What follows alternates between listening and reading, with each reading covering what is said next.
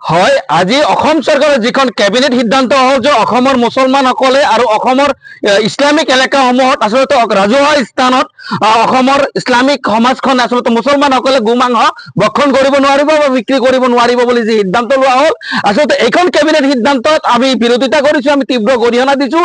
যিখন ধৰ্ম নিৰপেক্ষতাক আমি বাদ কৰি আছোঁ, অসমৰ মুছলমান বুলি নহয়, আমাৰ সাংবিধানিক অধিকাৰ আমি কি খাম নাখাম সংবিধানে ডিচাইড কৰিব, আমাৰ কোৰাণে ডিচাইড কৰিব। অসমৰ মুখ্যমন্ত্ৰীয়ে আমাৰ খাদ্যৰ তালিকা প্ৰস্তুত কৰাৰ অধিকাৰ কোনে দিলে? আমি অসমৰ মুখ্যমন্ত্ৰীক আৰু কেবিনেট চৰকাৰখনক আমি প্ৰশ্ন কৰিছো যে আপোনালোকৰ মতে অসমৰ মুছলমানসকলে আচলতে কি খাদ্য গ্ৰহণ কৰিব লাগিব নেকি? আপোনালোকে ডিচিশ্যন ল'ব নেকি কোনে কি খাব নাখাব? ভাৰতৰ সংবিধান হ'ল ধৰ্ম নিৰপেক্ষ সংবিধান আৰু গণতান্ত্ৰিক দেশখনৰ আচলতে আমাৰ খোৱাৰ অধিকাৰ আছে। সেয়া আমি গোভক্ষণ কৰি আমাৰ হিন্দু ভাইসকলে গাহৰি খাব, আমাৰ ক'বলগীয়া নাই। যাৰ ভাল লাগিব খাব, যাৰ ভাল নালাগে নাখায়। যিহেতু স্বাস্থ্যজনিত কথা থাকিলে ডক্টৰে সাজেষ্ট কৰিব পাৰিব। ডক্টৰ হিমন্ত বিশ্ব শৰ্মা আৰু অসমৰ বিজেপি নেতাধীন চৰকাৰখন তেওঁলোক আচলতে গৱেষক নহয়, স্বাস্থ্য গৱেষকে এই সিদ্ধান্ত দিলে আমি বিবেচনা কৰিলো হয়। যিহেতু তেওঁলোক স্বাস্থ্য বিশেষজ্ঞ নহয়, ভাৰতৰ সংবিধান নহয়, ভাৰতৰ সংবিধানৰ বিৰোধী এখন সিদ্ধান্ত মুছলিম ছাত্ৰসকলে তীব্ৰ বিৰোধিতা কৰিছো। এয়া পুনৰ বিবেচনা হ'ব লাগিব। আমি ন্যায়ালয়ৰ দ্বাৰস্থ হ'ম আৰু প্ৰয়োজন হ'লে অসমৰ 1 কোটি মুছলমান ৰাজপথত থিয় হৈ আচলতে ইয়াৰ বিৰোধিতা কৰিব।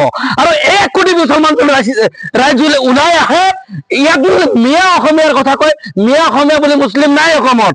মুছলিম ইছলাম ধৰ্মৰ সকলো নবীৰ উম্মত সকলে ওলাই আহিব। গতিকে ইয়াত গৰিয়া মিয়াৰ কথাটো নাহে। গতিকে স্পষ্টভাৱে কৈছো, 1 কোটি মুছলমান ৰাস্তাত যদি ওলাই আহিব লগা হয়, তেতিয়াহ'লে দিছপৰীয়াসকলে অসমখন স্তব্ধ হৈ যাব, তেওঁলোকে নিয়ন্ত্ৰণ কৰিব নোৱাৰিব। গতিকে নিয়ন্ত্ৰণ কৰাৰ স্বাৰ্থত মাত্ৰ সময় আমি 10 দিন বান্ধি দিছো। এই 10 দিনৰ ভিতৰত পুনৰ বিবেচনা কৰি এই সিদ্ধান্ত বাতিল কৰিব লাগে।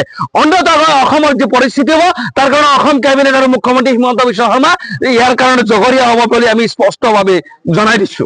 বিভিন্ন হোটেলত গোমাংস ভক্ষণ কৰিবলৈ মানা কৰিছে মুখ্যমন্ত্ৰীয়ে। কোনো ধৰণে এই সিদ্ধান্ত মানাৰ প্ৰয়োজন নাই। আমাৰ যিসকল ভাইসকলে উইলিংলি খাই আছে, এই খাদ্যহে এইটোলৈকে আচলতে কালচাৰেল কালাৰ দিয়াৰ কোনো যুক্তি নাহে। গতিকে ভাৰতবৰ্ষৰ সংবিধানে স্পষ্টকৈ কৈছে, যোনে যি খাব পাৰে তাৰ সাংবিধানিক অধিকাৰ আছে, তেওঁ খাব পাৰে। আৰু তেওঁ খাই যদি হজম কৰিব পাৰিছে, তেওঁ ডক্টৰো যদি সাজেষ্ট নকৰে, তেতিয়াহ'লে তেওঁ খালে কোনো অসুবিধা নাই। অসমৰ এই সিদ্ধান্ত, অসমৰ কেবিনেটৰ এই সিদ্ধান্ত মানাৰ কোনো প্ৰয়োজন আছে বুলি আমি মুছলিম ছাত্ৰ আন্দোলনে ভাবো।